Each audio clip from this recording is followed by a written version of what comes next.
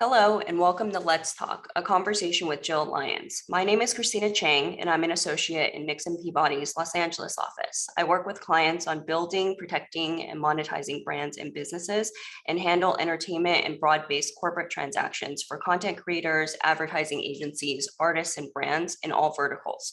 For the past few years, Nixon Peabody has hosted the Let's Talk event series, which showcases dynamic female leaders across all industries by inviting them to speak about their career journey and path to leadership, their ups and downs, and key moments that made an impact on their lives and careers.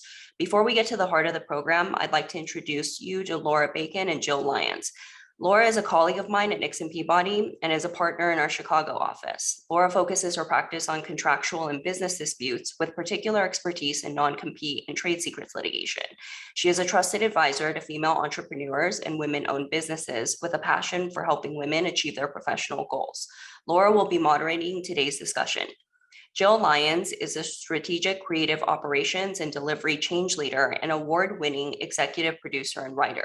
She currently leads as EVP of Delivery at the Hawkeye agency. Prior to joining Hawkeye, Jill held leadership roles at Allstate and the Epsilon agency. For a decade, Jill was part of the legendary team at Harpo Studios, where she wrote and produced dynamic on and off-air promos and integrated marketing and branded entertainment content for OWN, the Oprah Winfrey Network, The Dr. Oz Show, and The Oprah Winfrey Show.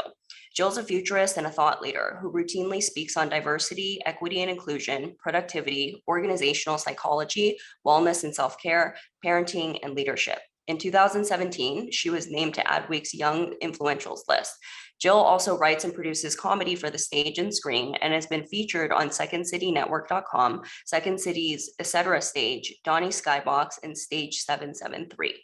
We welcome questions from our audience and we'll try to answer them during the conversation. To submit a question, please type it in the Q&A box at the bottom of your screen.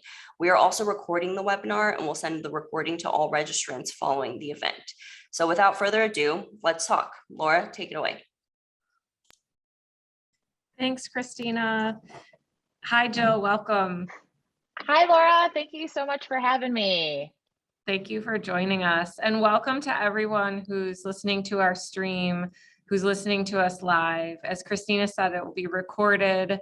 I know Jill is going to be dropping some really serious truth and wisdom today, so you'll have an opportunity to forward the recording onto your colleagues and friends who might not be able to join us today.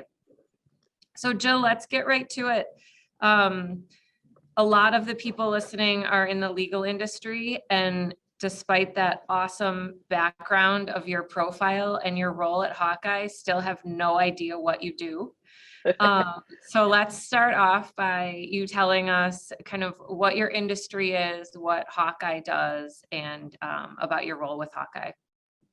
Yeah, absolutely. Listen, I think we're going to have a great conversation today, and I think there's a lot of similarities, which may sound funny, right?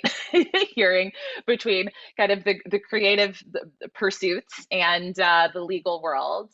But foundationally, we've got a lot of things in common, right? We both are client-based, right? We're working in service of solving a business problem for a client, right? If we really drill it down.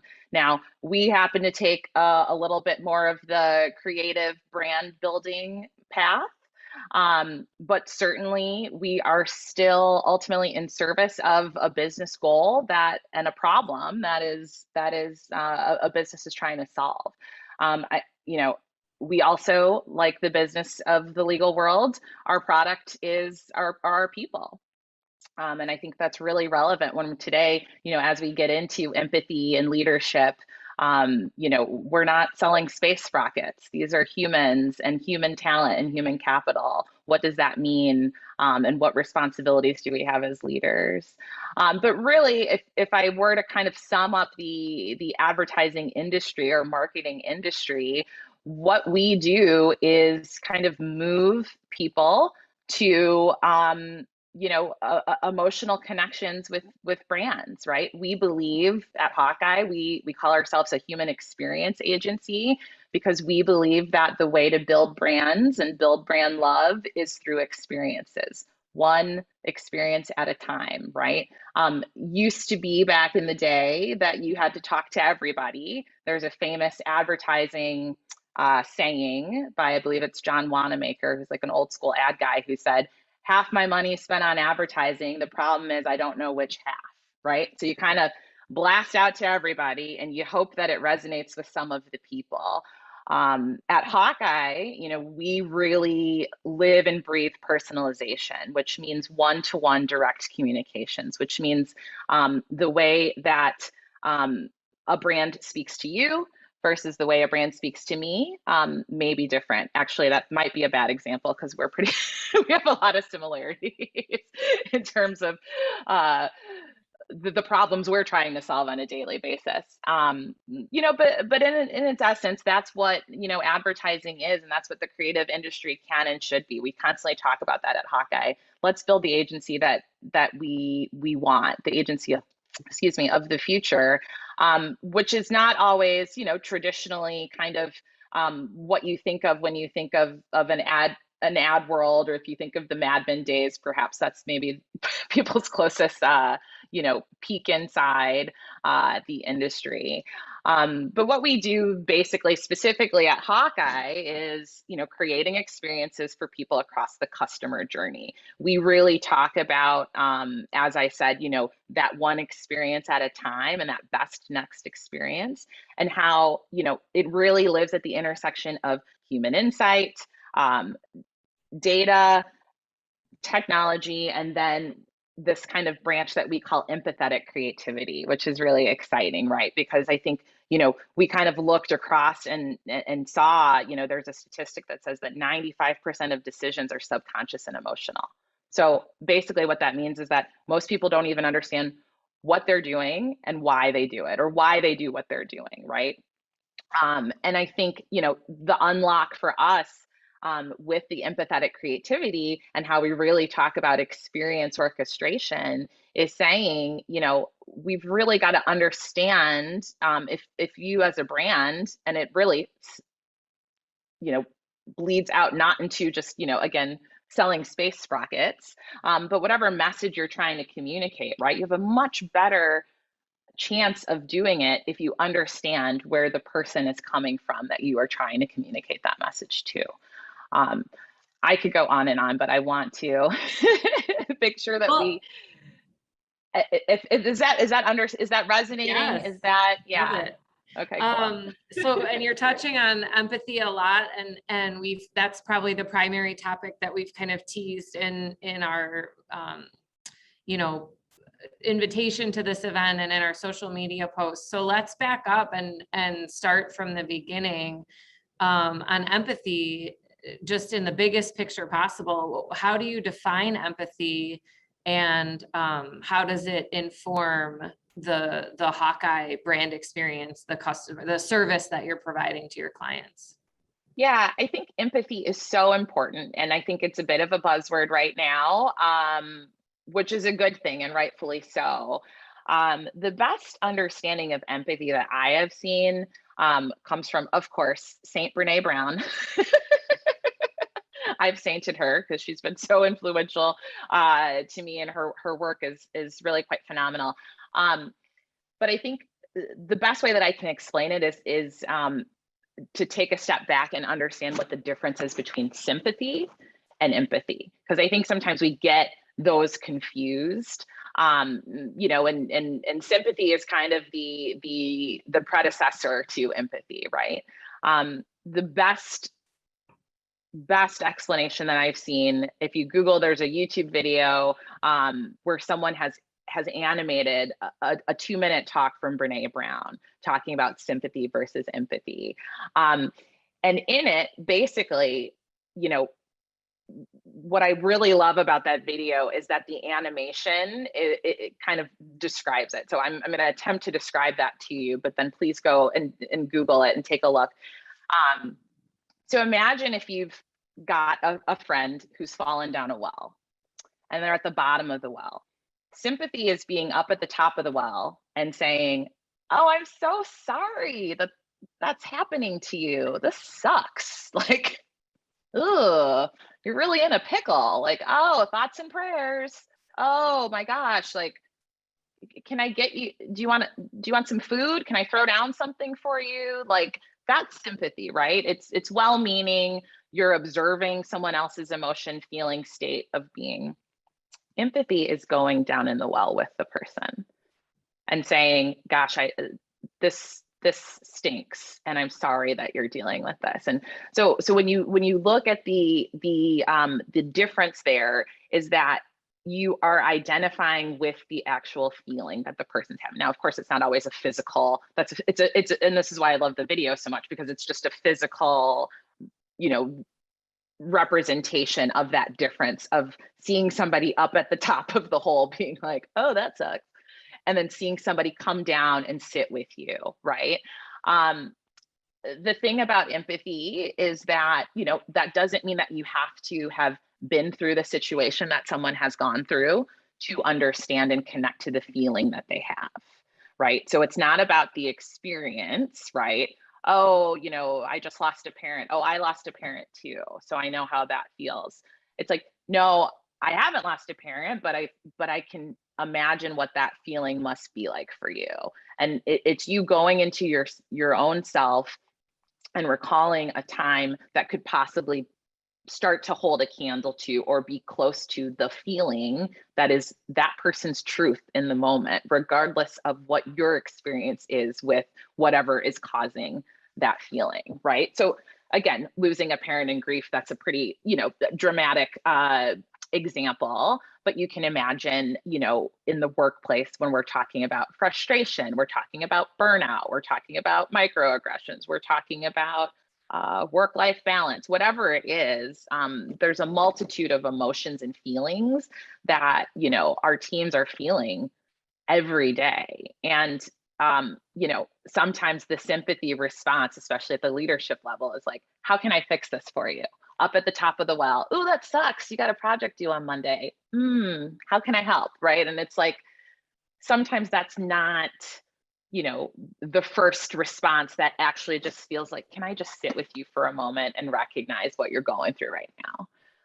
And that little tweak is so important. And I think it goes back to that again, 95% of decisions are subconscious and emotional. We are feeling people. We are not, there's a physical reaction to our feelings are a physical reaction in the same way our heart is beating, in the same way that we like move muscles in our body. So there's a physicality to feelings. It's not just in our head, and it's not just something that's made up.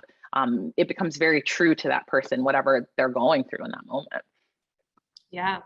Yeah. And I think what I hear you saying is that empathy, in terms of your organization and really the professional world at large, is not only driving the way that you do business, but it's driving some of your internal operations, sort of walking the walk and talking the talk on empathy.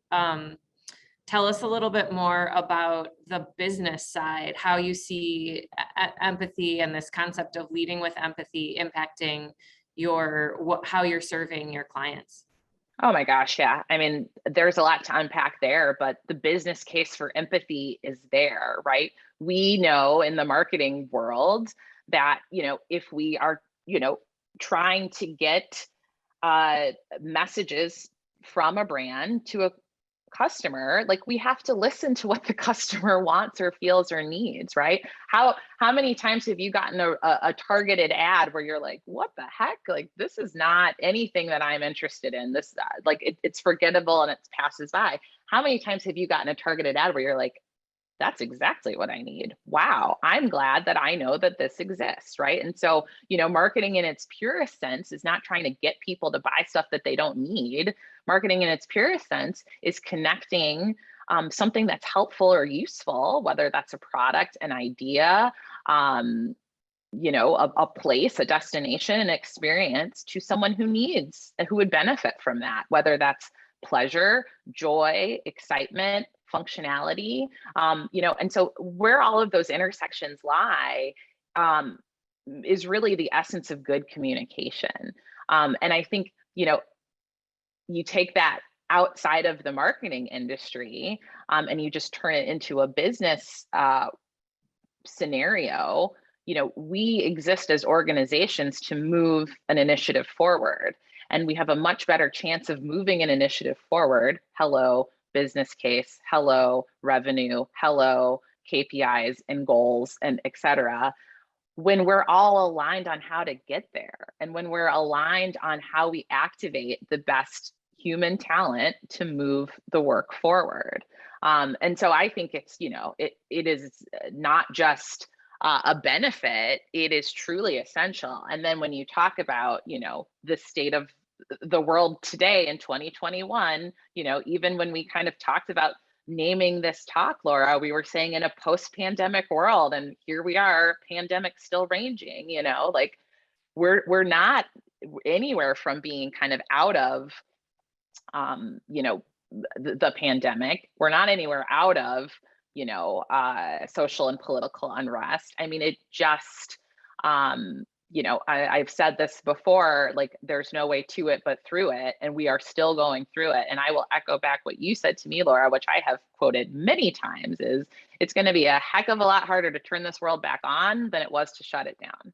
And I think we're all experiencing that right now. So I think, empathy and understanding where people are coming from is more important than ever. Yeah. That was going to be my next question that you sort of already answered, is why do you think empathy is sort of the moment right now? And I think you nailed it and you're right, post-pandemic is not where we are. We're going through it still. I heard a term today that makes a lot of sense, and I heard for the first time, called compassion fatigue. Which I think, compassion or empathy fatigue, it's sort of the same concept. What are your thoughts about dealing with that in this moment, where organizations have been trying to employ empathy, but are eager to sort of get back to business as usual? Wow, gosh, I just got chills, because that in itself is a topic. Compassion fatigue, empathy fatigue. Oh gosh, my brain's going faster now than my words can. I saw a tweet that said, and I can't attribute who wrote the tweet. Just a non-famous person wrote it, and the tweet kind of went viral. And this was months ago, in the kind of the height of the pandemic. And it said, everybody needs more right now than anyone can give. So we all need to have some grace for ourselves. And I think, holy moly, if that isn't the truth, everybody needs more than anyone can give, because we have been through a traumatic experience these past couple of years, on top of whatever personal traumas and experiences we all might have individually, been going through. There is kind of this global or, moment in time and history that we're all moving through and trying to process it. Some of us are processing it better than others. Some of us have more tools in our toolbox than others, but we're all going through it together. And so I do think when I hear the term compassion fatigue, and even tying it to empathy fatigue, it's so true, because it's like that well example. It's physical work to get down in the well with somebody and be like, I'm going to sit with you and I'm going to feel your feelings. Because meanwhile, you might be in your own well or on the way to somebody else's well, right? So it's the easier out to be like, I'm going to stay up here. I'm going to offer you my thoughts and prayers. I'm going to offer you my sympathy, but I'm going to keep it moving. And then I do think, when you look at compassion, when you look at that fatigue and you tie it to women, holy moly Moses, is it like you start to see, like, why am I the only person in the office who's doing X? Like, is there more permission granted for sympathy and not empathy, when you look at, kind of the casting in the room, and well, I'm the person who has always done the talks, Laura, you're doing the talk for which, that's extra work and that's extra labor. And it's like, we kind of, in one world, and I'm a Black woman, and was a lot of talk, has been a lot of talk about, like, Black women are tired. Like, we don't want to go on and talk about, why we should be in the boardroom, or why we should be listened to, or why we should get elected, and all of this stuff. I completely respect and understand that perspective. I also have an additional POV, which is, if I'm not the one who is telling and sharing the experience, how will anybody know what the experience is? Right. And so I think that, when it comes to fatigue, and when it comes to giving what you can, I will go back to, this will be my first Oprah quote of the talk, but probably not the last. Put the oxygen mask on yourself first before helping other people. I mean, they say it on the airplane, and it's for a reason. You're no good to anybody if you're not breathing, And so I think sometimes there has to be a bit of awareness of, I can't get down in that well right now, right? I am going to offer sympathy, but no, like, call a thing a thing. I'm not really, I'm not in the well with this person in this moment. Yeah.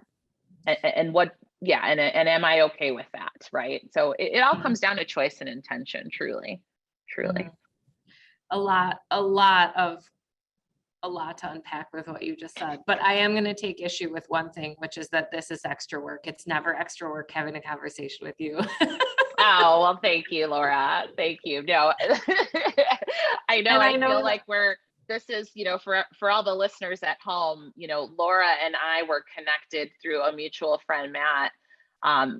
And we, if I can be so honest, Laura, to say, you were like, you went to the wedding with the purpose of trying to connect with me, because we were kind of in the same town, and you were, pregnant and not wanting to, stay later than you needed to, but we connected, and we have these talks often. It's not usually with an audience of of 100 so or whatever, but absolutely. So let's bring in, you dropped an Oprah quote, so let's go ahead and delve in. I know that's something that's featured prominently in your bio. I'm sure there's people on here that are eager to hear about your experience. The question that I think makes sense to start off with, and you can take it wherever you want, is, how do you think your experience working with Oprah and for her production team sort of shaped the trajectory of your professional career? I mean, my God, it was Oprah. So it completely shaped the foundation of my career. I mean, I think when I look back at it, there's, the mastery of skill and craft that I learned. There's the wealth of self-help and living my best life information that was just, I mean, it was my job to know the Oprah brand inside out. And so knowing the Oprah brand was about, constantly having a growth mindset, and learning and growing and expanding, spiritually, and in all of those ways that every self-help book and anyone who's seen an Oprah show knows, right? But I think it wasn't until I got out of the Oprah show and into corporate America where I realized, wow, I had a decade in my formative kind of adolescence of careering, of adulting, where I was working for a Black woman, and there was no D&I initiative at Harpo because I mean, it was a very Black and brown spectrumed type of collaboration in terms of the people who were working. And there were, working moms, and there were working parents, and there were, a lot of high profile female leadership. And I don't think at the time I realized how significant that would be, to land in corporate America, 11 years, 12 years out of my career, You know, I feel like some of that, it's kind of like, you know, growing up in a utopia and then kind of going into the real world and being like, oh, right, this is, you know, these are some of the issues that I read about in an abstract kind of world and thought, sure, yes, okay, I guess so, maybe. So it's really interesting, and I don't think I've fully understood or processed. You know, I feel a great deal of fortune and an ability to have been able to shift from the world of television production into advertising. You know, and that being said, I think, you know, it you know, I'm kind of saying, you know, jokingly, in this utopia, right? Like, that's not to say that we don't have the ability in corporate America to, you know, really kind of unpack and understand some of the complexities that people of color, that women of color, that Black women face, you know, in just trying to be in the office on a day-to-day basis, you know? So yeah, I mean, I would say it was extremely, my gosh, just a phenomenon. And that's how Oprah would talk about the show, is as if it was a phenomenon. We were all part of something that was bigger than ourselves and part of something that was even bigger than the show itself. And I think the recognition of that, you know, has really stayed with me. Yeah.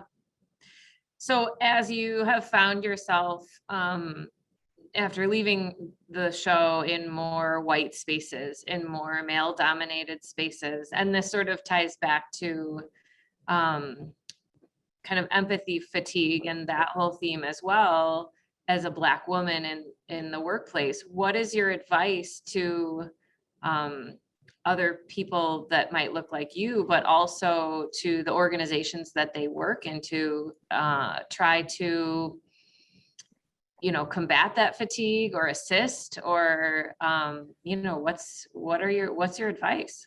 Yeah. So the first thing that comes to mind is for us to all just hold a little bit of space for ourselves.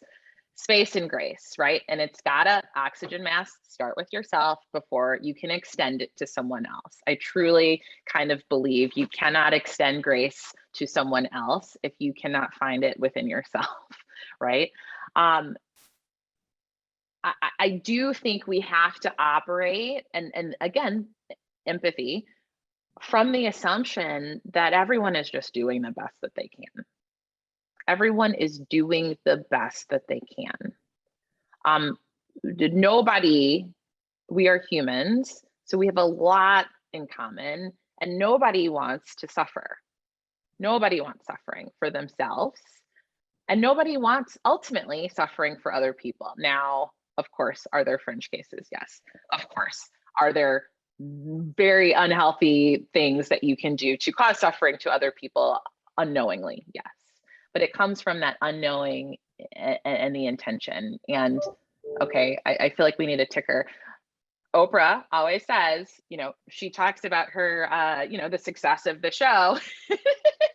She says, you know, the reason why we were able to be so successful all those years is because everybody wants to know, did you hear me? Did you see me? Did what I say matter? That's foundationally what we want as human beings. I want to be heard. And I saw a quote that said, you know, being heard is from a feeling standpoint almost as close as being loved. The brain activates in a similar way when you're heard. And my gosh, doesn't everybody just want that, right? And isn't that what empathy is? Like, just listen, an active empathetic ear to say, I hear you, I see you, and what you said just mattered. Holy moly, if we could all just start there, we could change the world, right? I mean, now when you talk about like tips to be able to cultivate that, I think there's a huge piece that comes with empathy, especially for leaders, which starts with vulnerability and openness, right?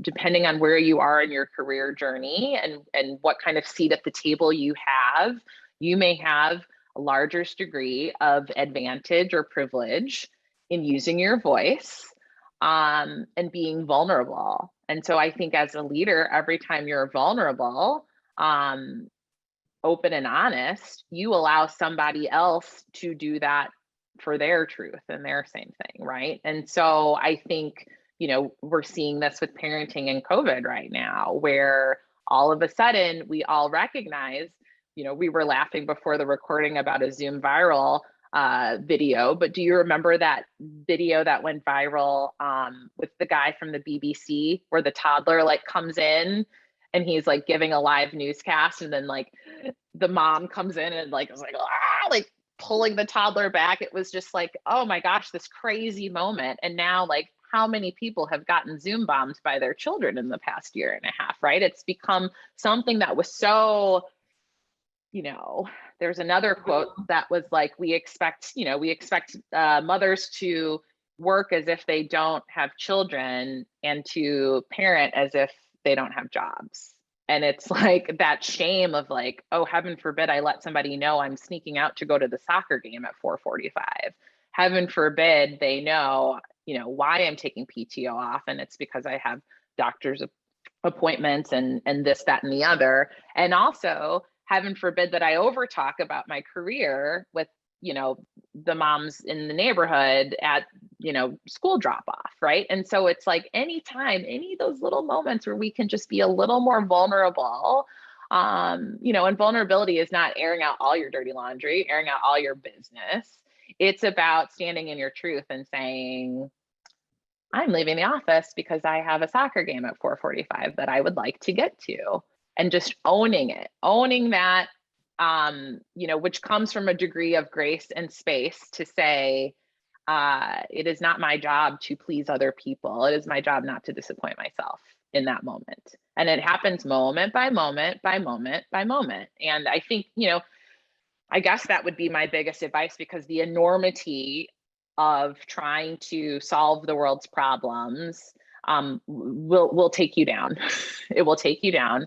And not even, let's stop with the world. Let's start with, your team, your company, your industry, your family, whatever. We all have to be oxygen ready, because we all need to help move the needle on, making things better. You're right. And whatever that looks like and sounds like in your profession, whatever that looks like and sounds like for you personally, et cetera. Right.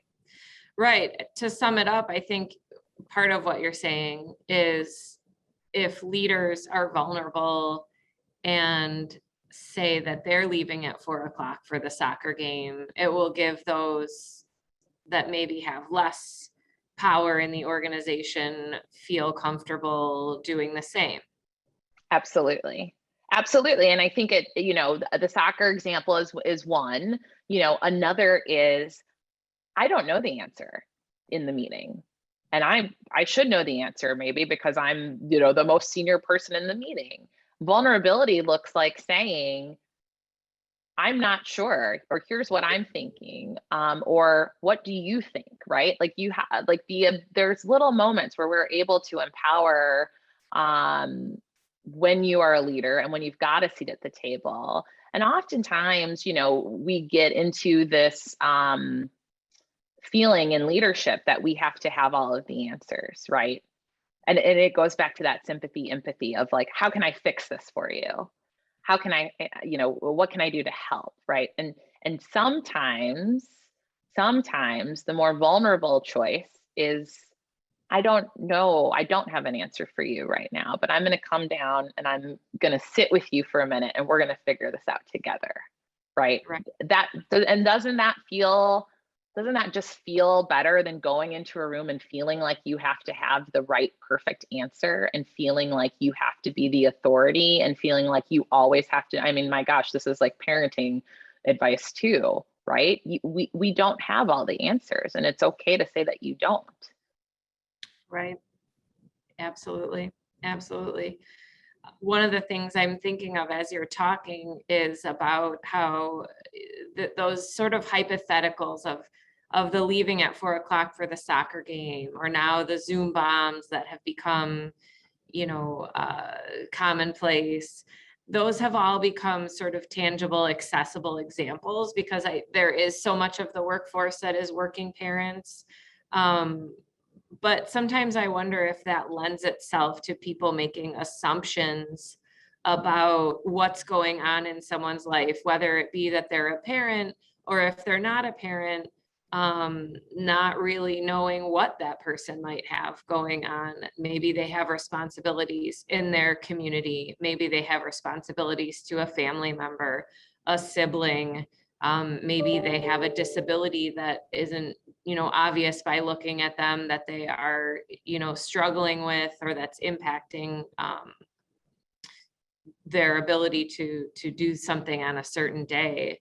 What would you say to address sort of that issue and allowing sort of a bigger picture perspective for leadership in I guess fighting against some of those assumptions that might be made?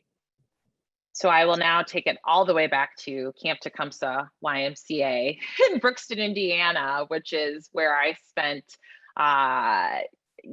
summers as a kid, and then went through their leadership training program, which is so funny, a junior counselor program where I still literally, like I am going to quote now, I still feel like everything I needed to know about leadership I learned at Camp Tecumseh. Two things there that we talked about. One is the invisible backpack. Every kid comes to camp with an invisible backpack. You don't know what's going on with that kid. So when that kid acts out, when that kid, doesn't want to eat something at lunch, when they're bullying somebody, when they're shy and quiet in the corner, you have no idea what's going on in that kid's head, what they might be going through at home. Maybe at school, they're one type of way, and at camp, they get to be a different type of way. Everybody's got stuff.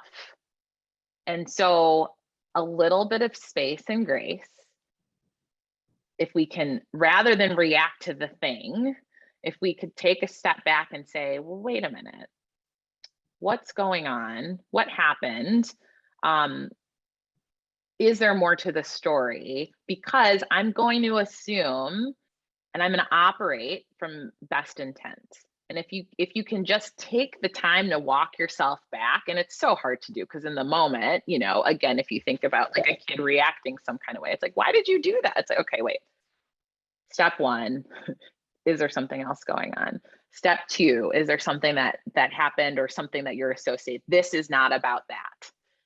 Step three, if we walk it all the way back, I'm assuming best intent in the moment. I think that's incredibly helpful. The second thing from Camp Tecumseh is counsel with your feet. Don't yell across field, hey, stop doing that. Don't do that. Do this instead. Walk on over to the person and sit with them. And that's empathy 101, getting down in the well and being like, wait a minute, what's going on here? And it is easy, and it's why you see everybody's dealing with it right now, right? When it's like people are one way on Facebook, spouting all sorts of stuff, and then they're not doing that in person, right? Or you kind of have that whole like awkward conversations at the holiday table, it is really easy to criticize, to not be vulnerable, to be in your ego, to be feeling like you're right when you're up at the top of the well. It is harder on you. It's more work and it's more emotional labor. But if you get down in the well with somebody, there's at least a commonality, and there is at least some hope of starting to understand what that person might be going through, feeling, or doing. And it's like, how often do we assume things about people and we've never asked them? We've just never asked. Right. Well, I don't know why she's leaving the office early. She doesn't have kids. I don't know why. Oh, she's a mom, so she's always leaving the office early. It's like, you don't know what is going on in people's lives. You do not know. And certainly, COVID has merged it all together. You guys are all in my living room right now. Right. We're seeing people's faces and how people live and more of their lives. And I think, there is an increasing divide between people who are on that journey and continuing through. Let's unpack what this looks like for true work-life integration. And then there are the headlines of, we're going to be back in the office. We're back in. Never mind this COVID thing that just happened. It's over. It's done. We're over it. We're done. We've got to get back to business. And I think, it's highlighting the opportunity when you talk about just like the world as it could be. We don't even know what it could be like with the complete flexible work situation for everybody. We don't even know what it could be like to have, boundaries on, what hours you're working that are not dictated by your office. Like, there's so much we just don't even know. And I think that's scary, because I think as the world turns back on, everybody has a little bit right now. There's this window of like personal kind of power or opportunity to say, hey, this actually works for me to be in the office. This actually works for me to not be in the office. This is how I like to, and we've never really had to define that for ourselves. And so it is quite the opportunity, but it also can be quite paralyzing and terrifying. Yes. Yeah, absolutely. Absolutely. A lot of what we've been talking about in this kind of empathy concept and supporting one another lends itself to more of a one-on-one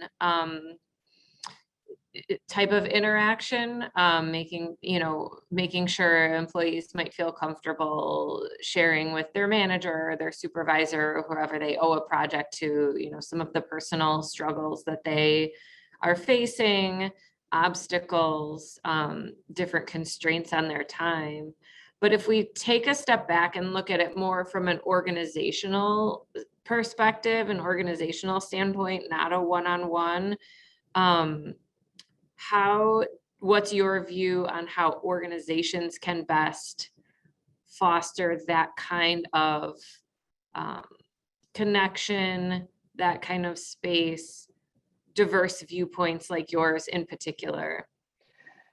Yeah, I think that's a really good question, because a lot of times we assume that things like culture and social norms and kind of how we show up is more of a soft skill, or is something that can't be designed. And I would rebuke that, and I would say, no, we actually have an amazing opportunity to design for empathy, right? And to design for kind of actionable touch points for those connections to happen. I was just talking with, as part of my role leading the delivery practice, I lead the PMO for Hawkeye, project management office. And so they're all project managers. And we were just having a chat about, oh my gosh, project managers in 2021, you got to be like an empathy machine, because you've got to understand, we've got to get this project from point A to point B. I've got 20 people involved. Should this be a 20-person Zoom meeting, or should this be 4 strategic conversations with groups of 5 people, right? And so I just think it's really important that we have empathy leaders embedded throughout the business, who are taking a lens and taking just a temperature check, right? Like, so in advertising, we call it the burn rate. What's the burn rate on the project? How many hours are people churning versus how much, we kind of agreed upon? And I think even the burn rate has a different connotation in 2021, because it's not just about, are we burning through the hours and the dollars? It's about like, are we burning through people? Are we burning through talent? What's going on? so-and-so's got an elderly parent that they're caregiving for.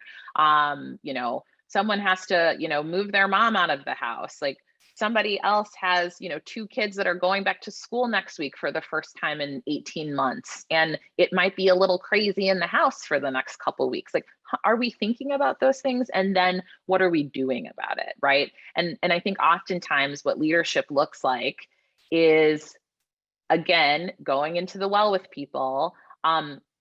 There is there's a huge assumption that at the leadership level, that people who are not at the leadership level should just kind of come and tell you what's going on. Well, I don't know, if I would have known that, then of course I wouldn't have put them on that project or whatever.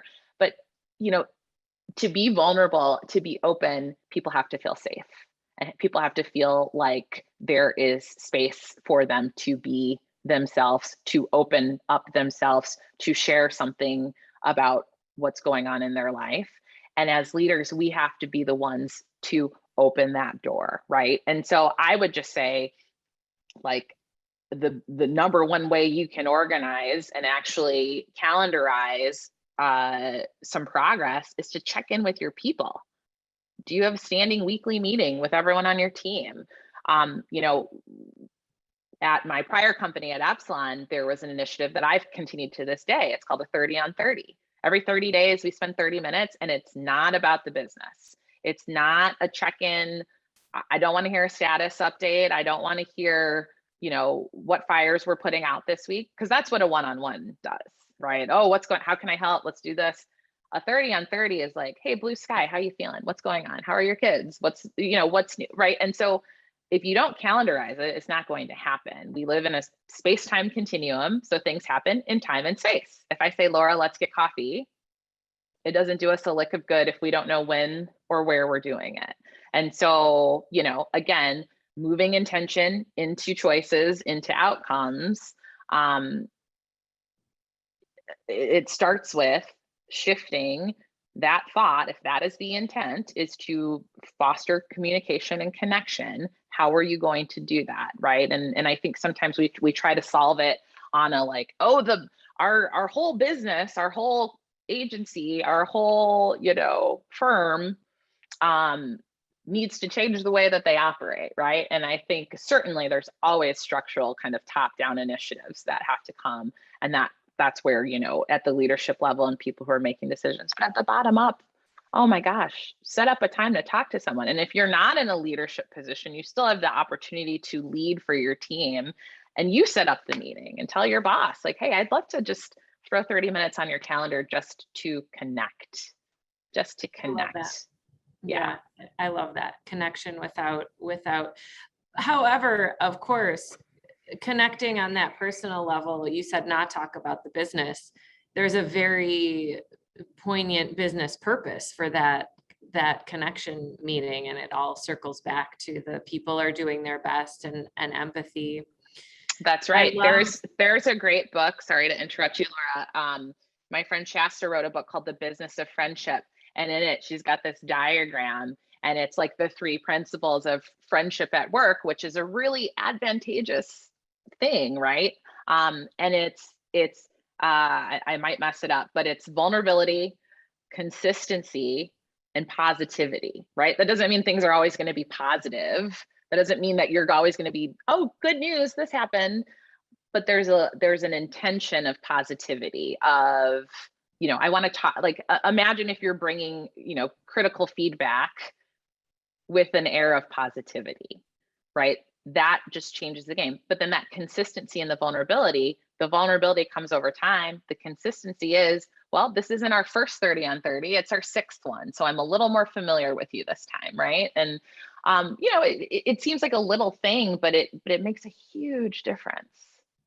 Because Absolutely. we're humans. We are not machines. We are people with lives and hopes and dreams and fears and feelings.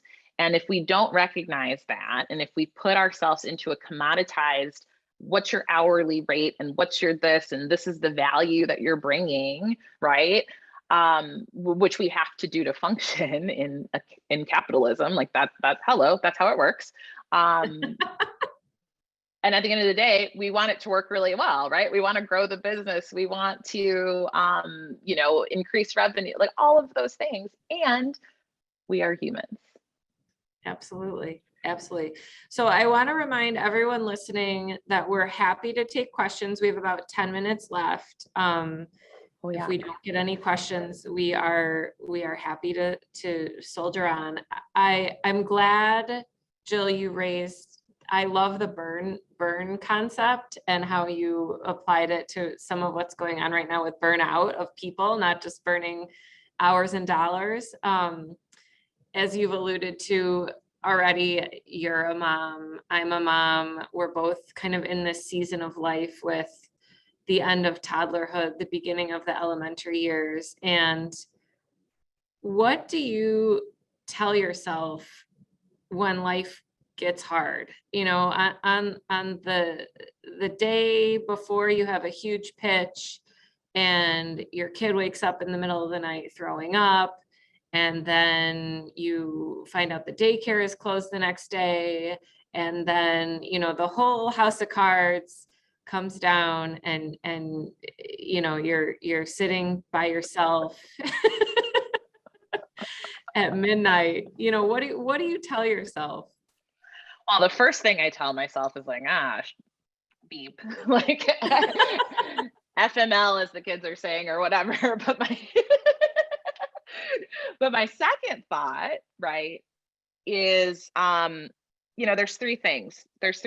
And this comes from Eckhart Tolle, who's like a spiritual guru. I'm going to get woo-woo for a second. Stay with me, everybody. I'm going to put that in the Oprah bucket. Where it definitely, it should be. Yes. Oprah adjacent. Absolutely. Eckhart Tolle has a book called A New Earth. He's got two books, The Power of Now. Well, he has more than two books, but The Power of Now is a phenomenal read. And A New Earth is a deeper read. Start with The Power of Now. What he says, though, is that there's kind of three foundational concepts that will save you a lot of grief: non-resistance, non-attachment, and non-judgment. Those three things. So non-attachment looks like this too shall pass. Non-judgment is, oh, is that so? And what was the third one I said? Non-resistance. Did I just say that one? No, I didn't. Non-resistance is like, maybe so, maybe not, right? So, you know, and I'm totally headline shortening it. But I think, you know, what it all comes down to is the only power that you ever have is in the present moment. And sometimes, most times, all anxiety is coming from future state moments, and all kind of like anger and depression and past, you know, and I don't mean depression in the clinical term, anger, frustration, etc., is coming from the past, something that happened that you're carrying into the present moment. And so I think, you know, it sounds very woo-woo, but it is incredibly true that in that moment when, you know, the project's on fire and we're working weekends and the kids have to be at swim lessons. Oh, but swim lessons got canceled because they're redoing the pool. That's actually happening at the YMCA, Laura, if you didn't know. That sounds very specific. I love it. Oh my gosh, where it's like, are you kidding? You know, but because you've missed the email and it's just, this too shall pass. Is that so? And maybe, like, we'll figure it out. There is a next right move, always. And, you know, burnout comes from, I was listening to a podcast with, I'm going to butcher her name, Emily Nagoski, I think her last name is. Anyway, there's a book called Burnout where she talks about like the actual, the physical feeling, as I was saying, of burnout is when you like, they're like, feelings have a beginning, a middle, and an end. Burnout is when you're stuck in the middle. You're stuck in the middle of that feeling. So like, if you think about like prehistoric times, there's a tiger chasing you, burst of adrenaline, running for your life. You get somewhere where you're safe. You've climbed the tree, you've closed the hut, whatever it is. There's a physical release that is no longer a threat. burnout, hello, 2021. If it's not this project, it's the next project. And if it's not the next project, it's another email. And if it's not one client, it's the other client. And if it's not my boss, it's my da-da-da, you know, and it's just, you get stuck in that feeling where you have no light at the end of the tunnel. Again, things happen in time and space. So you have to complete the cycle of the feeling, but also there's an emotional component of feeling, I'm in this swirl and I'm never getting out. And your power to get out of that swirl lies in the present moment. Because in the present moment, that future stuff that you're worrying about and that past stuff that you were holding on to does not exist, right? Again, super woo-woo, but it works. It would not be a conversation with you if there wasn't some a little woo-woo, I gotta say. Right. Thank you. We have one question that I think is a really good one. And then I think we do have a few rapid fire questions for you so we can get to know Jill Lyons even better. But Amazing. The question that was submitted was on your 30 on 30 concept, which I'm sure resonates with a lot of people.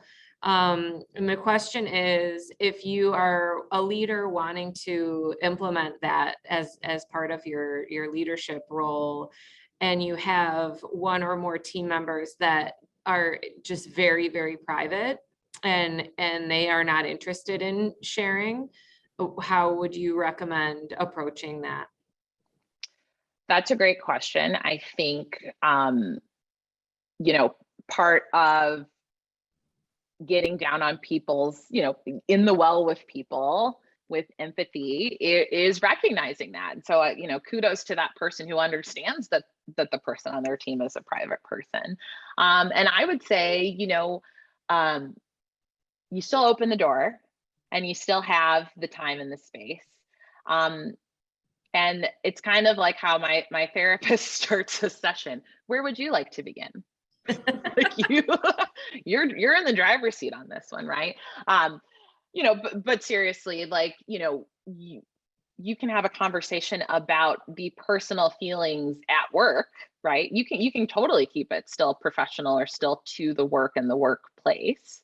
You know, another good way to go there is like talking about blue sky and talking about what their career pathing goals are, or, you know, kind of, is there anything going on at the office that you think could be happening better? Or like, you know, what are we missing? If you were me, like, where would you be focusing your time, right? Just a little bit of insight. And certainly they don't have to, you know, divulge their personal lives. Like some people, you know, prefer to keep that very separate, and that's 100% okay. I still think there's some other opportunities for, you know, inroads. And to go back to that business of friendship, right?